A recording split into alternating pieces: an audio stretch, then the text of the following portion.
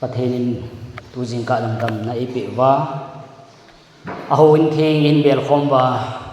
pathin ho khom na phat man tam tai chan khom za lun ma sa pen pathin thang ba na pi ve pathin tu thing a kitil khon nei di ta je vin taw na hin nei ka te o pakai hapta khat sunga lam chom choma ka ke man sa na wa na ben bit na lung sit na pui hoi na nei chan wa hapta khat hangal kaya tu ni pakai ni ko the nang sung hin bela nang ma ho khom na phat man tam ta he nei chan khom za lun ki pa thu sen thang ba na nang ka hin be be tu ni jing ka in laga vin ne hin vil ke nun lang ke yong nang akong kilhanin na lung sin na pan pi na ka ngai chen ong ki khom ho zo si do khang sunga to zo si yong along thim kon na hin hon pi a na thua ko na ama ma ngai chat dung zu ya nang man ho pi ding in ka phate ho hin ke ho zo si nang akong kilhan vin na lung sin na pan pi na ngai cha in hu hing pu pakai Jesu Krista men ka thu me amen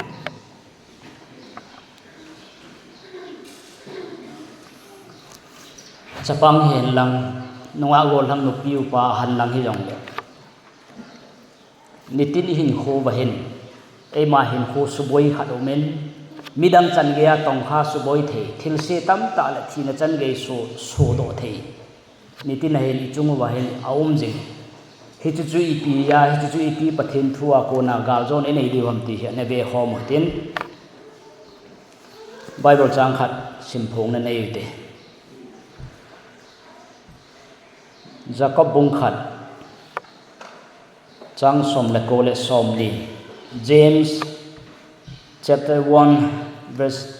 verses 19 and 20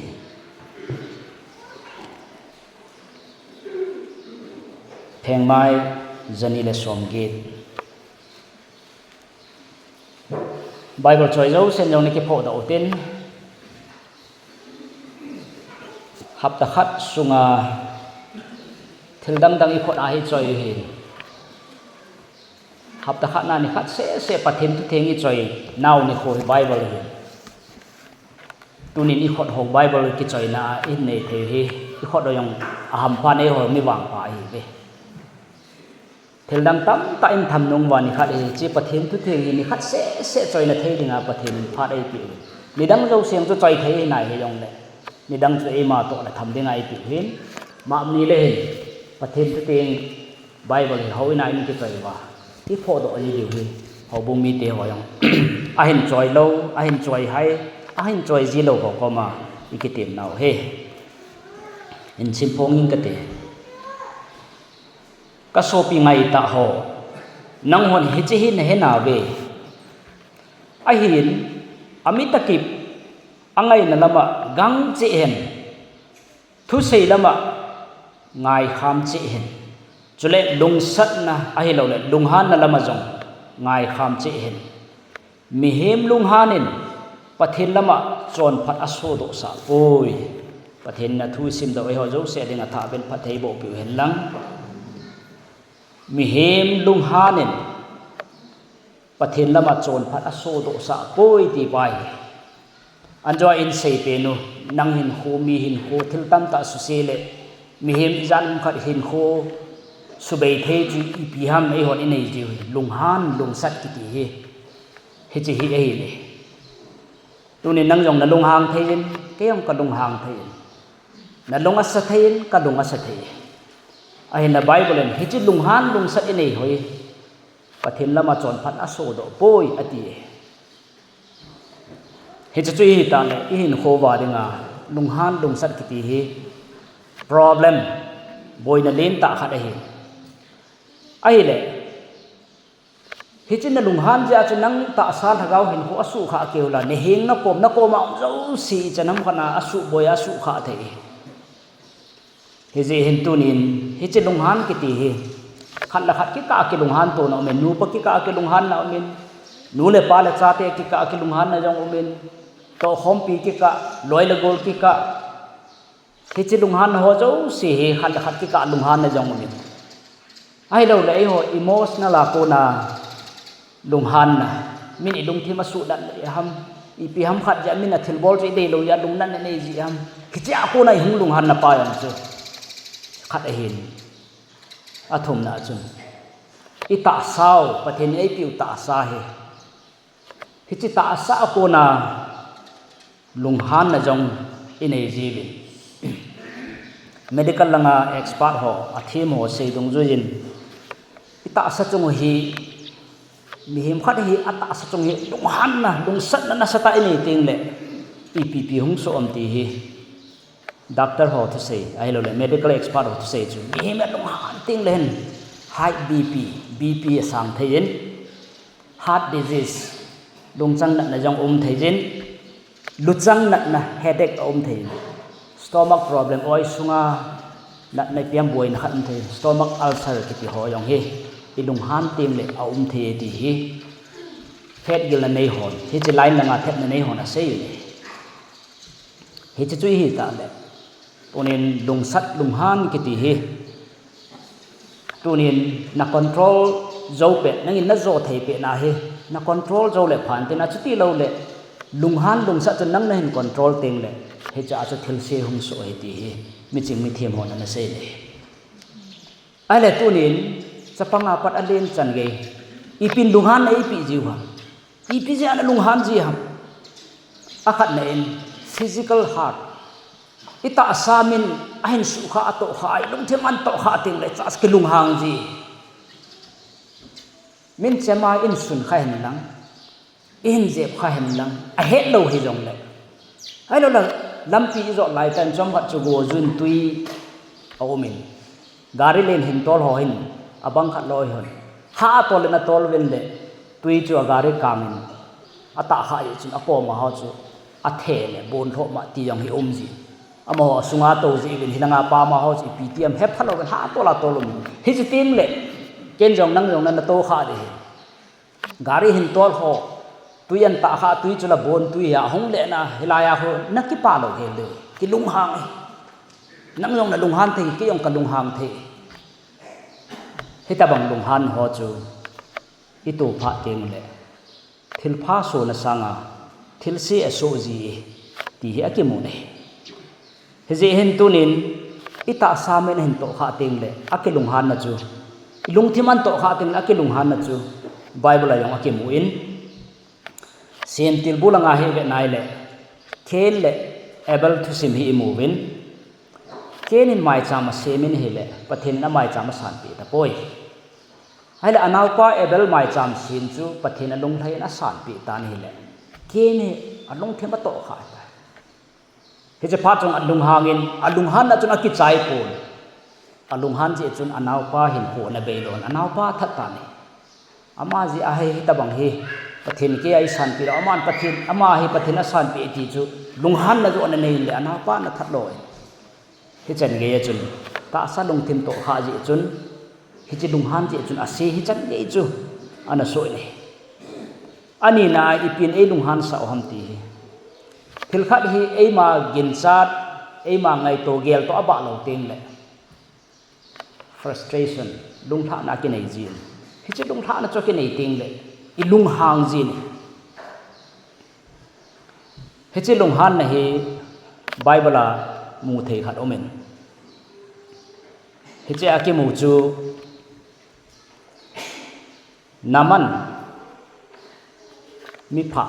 sepai zalam kai ata sapung pui leprosy pha ale elisa them gawin pathen aman cha je chun ana adam lo ho adam sai ti ana za ta ni le elisa them gaw ko ma chun aspai kha de lo achi aga thung ta bin ama gela chu elisa them gaw chun pathen mi pa chun ata sa chung a pha ho chung chana khot ti hin za le hen lang ha cha chun dak sa jing hen tu lai ho het ding a miracle thil ki dang bo lang ei dang sa hen ti chu ama lungel ngai to an kinet na chu a hen la pakai them gaw pan hitin sen chen lang jordan wa dunga khun sagi le ga ki phum lu in ki sil theng la chun hung dam in na tin na ta sa jong theng sel ding a hetai khichi hen naman chu alung hang be se jengin a che mam tai ama gel ama ngai to abang ta lo he chi pha na chu ama ge la ngai to ba lo pha na chu lunghang be sia chi mang ana thu sim chu simai le a se pe ho chun a zo le win an pui le ke pathen mi pa na sei bang bang chu ama gel bang hi jong le pathen mi pa na sei bang bang cha bolin le ati pha zo si chu anadam sel ka thing sel tai ti jong chu inamu ta ben he aba na chun lung han nào ipi jai lung han an ti hi athom na hen mi ki cha teng yang la ki lung hang ji phulo hello ki cha ne in nei hu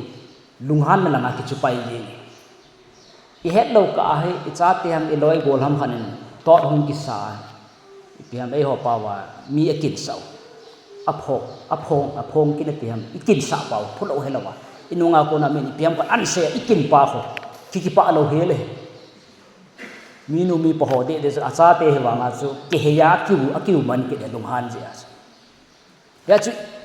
pholo hello ki chat nei pa ho lung han nan e se pai he chi he bible la yang akimo en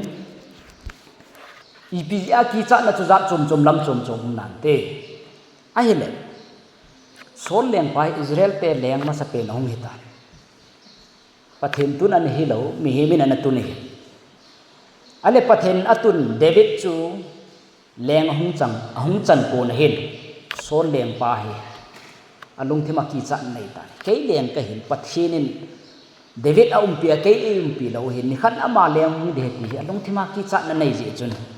lung han na langin an he cha chun david chu tha ding anadan le ti bible chun akim he ale lunghan a phat lo na jo se chu imutawin ipj ana lunghan ka lunghan ham ti chu bible a konin yang example imutawin a hele lunghan jo se hi a se ham son se ham bible se dung zu in wang lunghan jo se hi a se hi de poi lunghan hi adi umin a se umitia bible ni a khen ki lunghan chi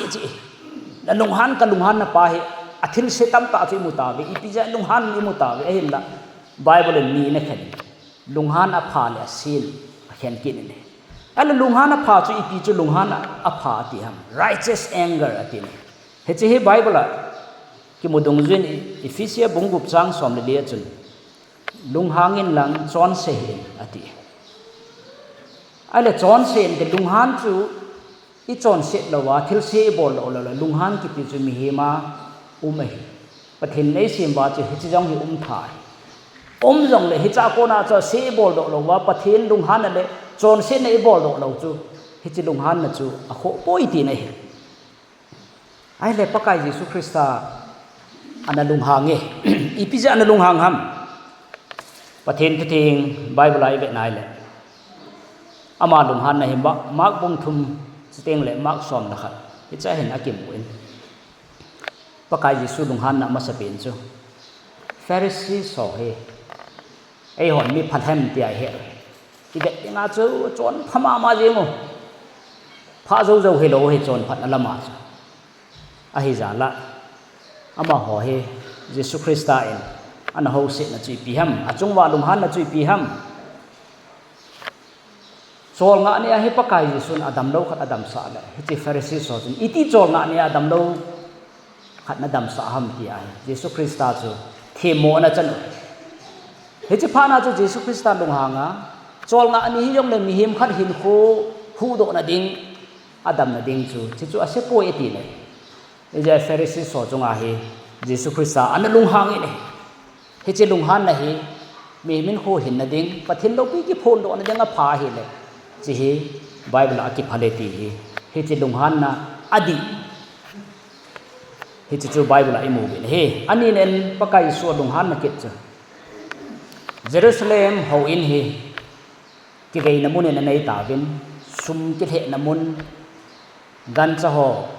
mai chama ki kat do ding vapal hen lang pp hi yong le gan cha yong hi chi ho in campus la mun chun azu ta bin le ki vei namun dan na pai ta jesu christa jerusalem ho na hung lo nen le he cho cha mu phan lung hang be se iti pathin ho in theng chu taw na mun hiding pathin ho na mun hiding chu hi cha he ke vei na mun hi ta bang mun na su theng lo hi tam na su ne do hi tam na su ko hi tam ti chu pakai Yesu Krista an lung hangin hilai mun am ho zo se chu an del do eti chu imu be ne ale hi cha lung han pa he Bible ki mudung jin lung han adi hi thil khat su di na ding sem phat na ding ho in pathen I ho na to ke to a theng lo adi lo a phalo ho su di na ding a hi che lung han na pa chu pakai Yesu yong hi chu na bol hi chi lung han na pa chu adi hi ti e athum na in Moses tu sim hi Bible I movin ama lung han na hi khat ki muke ni hi chi lung han jong hi lung han na adi in akisim ki ni pathenin mola thu som la ding na ko ta ne la thu som agala ka in Israel nam mi te chu sem thu milim hat na se mu bin bong no lim hat ana se mu bin hi chu ana ho ta bin Egypt ga ma po ko na ahin pui do pau pathin ho ta sangin tui san pi chu bang tui khang len pathin alai ahin gon sa hung do a thil kidang churat bola sun le chu bang sa mei lo ma puya di ma no ta chewa zan le muthimang chu pathinin mei pung akon sa chinoya chu nok ta wa hita bang pathin thil kidang bol wang chun mosi po do ka chun pathin ane ki sim thu ta ven he chu bong no dim khat asana ho na to hom bin bong no dim na simin ana ho ta be Bible hi ti na ki mu ne he Exodus bung som thum le ni chuin mosi chu nga amon ahung nai lut pha nin bong no lim ki sim chu amun mi pi alam jeng chu amun a hi le alung na be se alung asabe se jengin he ji chun akhut ten ya choi song pheng te ni chu mol sang bula asep hlan asep ki hel jeng tai alung na lung han dan chu he chan ge ya pathin lung sit wa ve na wa hin pui hoi wa mosi lung ka se chu bong no dum ki sim ba na ho helaya Bible ki sei chu mi pi chu alam jeng le ti asim thu pathin anga chu lam jeng chu mosi na mu phana lung na be se athu so man choi khat lang khan an dok chu a khe tha sa ke hel sa ni ala aban chi simai de he chang cha su se vi he cha ko da chu pathin lung han nei zat a chan yong chu imu ta be ni helai in sei no mu chu lung han hi mi he ma mi hin ai la lung han hi a phau me thil su di sim phat pathin no pi phon dok na deng hi a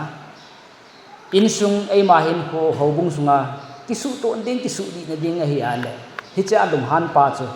pathin thu to ki to ade hi chu a pha ki si le tunin nang ma lung han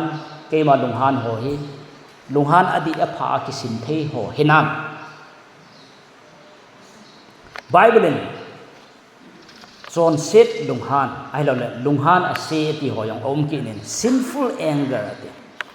hi chi ve nai le Bible ki mudung zuin proverb bung som ni le ko sang som la khan ai ti hin a ki sui ne he mingolen alung han pet le ima zo se phong do jin mi chingin wang thip be chan ai mangji lung han a se chu a khat na a pet pe na ki po ke jing I ma cha ngai kham na lowa ji ki ka hen lang cha te ka in sung ki ka loi lo gol to khom pi ki ka hi lam da e hung lung han na chak pe na I pi su kha dam ti gel kho lo wa ki po ke jing a mi to kha mi su kha ong ti gel kho lo hita banga a pe na gang chala lung hang pai jing ti hi lung han a se ki hola khana ki he ani na chun alung han na chu alung thima ki ko jenga ako mai hilawa alung thima mi mulawa aki khola awa khang jeng ti lung han kha dong ne mi khan na lung na sa na lung han na chu ape na le thu lowa I ma cha na sei ro lowa chan na lung thima na ki khola khol mai hilawa hi chu phatata na wa khang he mi hilawa hitabang lung han jang chu son sit lung han a se a hi a kiti ne hi chi te ka thei ding khat he nabot kiti pa he leng pi le khat anei jin leng pa in to kenai ale leng pa jong chun leng khat hin ama na to kenai hi je chun ama leng ma chu ama noya mo cha thu thu hi an la leng khat hi wang chun na bot pom aga chin hi chi leng pa chu leng ahab kitin ahab leng pa na chin na bot pom hin hi chi ne leng pi le hi kein to kenai cha hin ke cho ta nge ti ale ma lung ge la chu leng khat ka hin kamo la asanga hitia ka seya ama nok na ka ke cho ding chu ti chu adei hi ding nei ha na ga sei ta ni le ama lung gel to ke to lo helin na bot ki te pa chun a leng pi le chu ai ta ni leng pa za chun kanom he ka zo lo de ka pi the lo de ka chen a lung thima a lung han na cho ki ko in he chu aman sunga awa khang a chai na chu ipi ti ta hunama deng hi na pawara chu akila tho thowa he cha ko na thil si tam ta so chu bible a ki mun hi aban kit le lung han na ki vui khum lung han na hi leya leinoi piam khat vui khum bonga ake vui khum ti khat lung han na khat inei ji ne lung han ba nga chu kitima ima cha ke sei do lo ima ke bol lo ai wa nga chu leinoya ki vui khum bonga hi lung thima hi ki vui ale he tabang chu ipi ti tam ti ai le ate ka na chun time bomb tabang he chi lung han ho chu ki vui chu ni khat teng le bom leinoya ki vui chu to kha ni le hung po ke ding ti nai alhang pia hin ilung han naw hi mi het sa lo ding ti hi vui mang ding ti ai lai tai bol wang wa chu ilung han naw chu mang de he bo ne ilung han naw chu tho i vui yo he bo ne bible in he chi ading a se chu piam ti le proverb bung som ni le ge chang som la thuma hi ti na se koi hele asu khel na sel mang chu khang to lo hel ding ama wang asu khel jo se phong do a don lo wa koi pan happy na ki mu ding hi te na thu phat thei bo pi hen lam na lung han na pa chu ni mu thei lovin vui jong la chu khi chu chun thil pha so do lo aje chu su thing na lo la ya na vui hi na vui chu ni khat tin le to kha tin le time bom manga cha pha dong thin na po ke ding ti apo ke le ato kha kha o chu mi jang par chu thiding tal le ding ti ne ya chu bible na lung han na chu na su khel na ho chu na sel mang sang hi chu na khan to pi lo ding hi je chu na su khel na jo se chu pathina nga taw na phong do en lang hi cha cha ba ni pi bol thei ham na lung han na chu itilama su dam thei ham chi ngai dam to thei ham ki su cham thei ham hi chu chu bola chun na dam na deng hi ti chu bible na sei ne he jen tunin lung han a se a pha hoyam chu in mutawin hoi chi chu lung han le a pha ham ti chu bible to kiton example in kitawin lung han le hoi chi chu chon set lung han ai le lung han a se hi ham ti hoyong chu bible a kon in jong in mutawin ai le lung han ni la idam sung wa ithi to ka wa hi ita sau ithi san wa hi inei jing deu hi chi pathin thu to ki to a christian khat ta san cha khat hi na ilung han pa hi ipi lo diu tam ipi bol wa le hi chi i thagau ita sain ho sus thei midang jong tong kha thei hi chi ipi bol diu tam ti hi bible a kon in be te ama sa penin ilung han ho itilama don bo nai bol ipi diu ham ti akhat na en pathene nga taw na nei lang pan pi na thu min ti boina la lung han ki ti hi ei hon isu di zo lo isu to zo lo i tabanga lam kai pha mi ching mi thema igel ho thagau mi ta igel ho yong chu hi chi lung han ama ho ko na lo he lovin he na nga banga ama ho yong he je chun i tabang mi hi jong le hen idin munu chom ine go in chen chom yong le he chai ke ba naw lung han ine so ke he mi him zo sin he chu hi le christian khat hi na wa lung han na hi in nei tem le ama sa pe nai bol ding chu hi chi lung han na hi nang le nangin na su di zo hi ta lo wa hi le pathen he nga ta ve yang pathian henga pan pi na thu min ti ama sa pe ne min na ta sa to kha na lung thima to kha hi cha nung han na nei hi ham na gel to aba lo ya lung han na nei ja lung han na nei hi ham ki cha na khat ya chu kui chung ham khat mi chung ham khat lung han na nei ham cho zo se chu nang hi na ke hi na isu di zo ta lo dinga hi ang asu di thei pathian umin pathian ko ma dil su tin taw na nei tin pan pi na thum leo he pathian in chu e zo sa di wi ti a khat na he bol dewa ani na in na long ma han teng le su di loi ding su to loi ding go in ti pa ani na he Ephesians bung li sang som ni lagu ma hitin pathian thu theng a ki su ne lung chu lung hangin a hin chon se hin na lung hanu chu nisan thun hum hi hen ti hi che bible chang a hin idin mu ki to cha hi ta ni hen zo se hi lung hang the hi ipi mi hi yong le ta sal lagawa ipi din mun hi yong le lung hang the hi chi a chu bible lung chu lung hang hi na ti a hin chon se hin na lung hanu chu ni sa thum hum sa hi na ti ke chu chu le sudi loi loi na ti poi den hi in vui mang hi in sel mang go hi na lung han na pa chu su to ding su di ding go lo yin ti pa hi pathin thua i mu yin hi zen tunin pathin ko mi bela taw ni nei ting le ini su di zo lo chu ini su to zo lo chu pathin zalen aki su di na ki su to zo ve aki sem phathei ye ti pa hi ani na he athum nai hen ngai dam kiti ki them chu na ti thil tam ta hi ikithip chu wai thip nge no hin ngai dam kiti yang a them sa ki lo mi khat ngai dam ding ti chu tu ni chan ge ya i ngai dam the lo mi na lai mai the ho in sunga jong patheni ho khom pi pathin wa choi lai sa khom pi ho in sungai to khom pi ho bung mi hi khom pi in sa in thang jong ni hi kit mai the khosung khana kumizar i chen khom mai the a hian la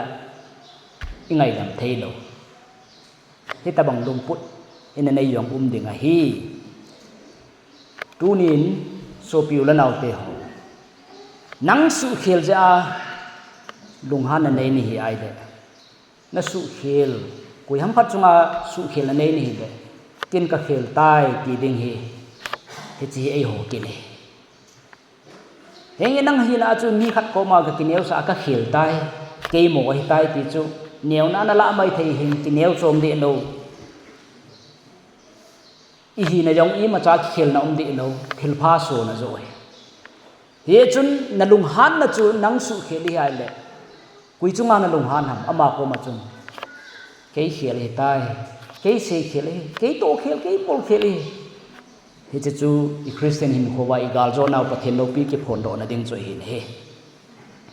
abanin na lung han na chu nang su khel he lo wa mi su khel ama nu ama pa su khel je a chu na lung hang hi ai le christian khat hi na in lung han na i zo theina dewa i don bu na diu i bol diu chu ngai dam na hi ki thim su in ti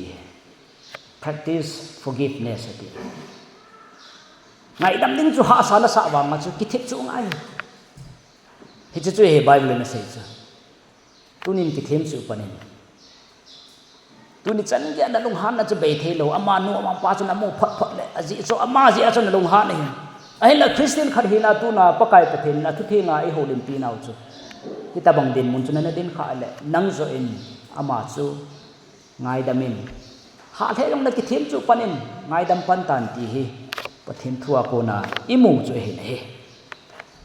abanin ilung han naw sim phat na ding ki su di ni dewa e bol deu chu pathen he nga thagau ga bible ki mu thagau ga hi choi e hwa om thein ringin pan lan nang nang long pathen nga taw na ne yin ti epp chu thagau ga mi kha chun krista hin nan nei teng le thagau ga hi aban ba na inei diu hi achama nan nei ding he pon nangin pan na la nga jen nang pan la na zala chu pathen pan pi na zala chu aban ba na thagau ga ko le hi chu na nei na ding in pathen he nga thumin ta vin ti he galatia bunga chang som ni le thuma chun hiti hin thagau ga ko chu akip bu na he thagau ga wang chu akhat na ngai lut ani na kipa athum na chamlung mon ali na tho hat anga na mi happy agum na phat asagi na ta san ta hi again na lungning ako na ama chang kitim hi chi thagau ga ti hi mi ping tha khanen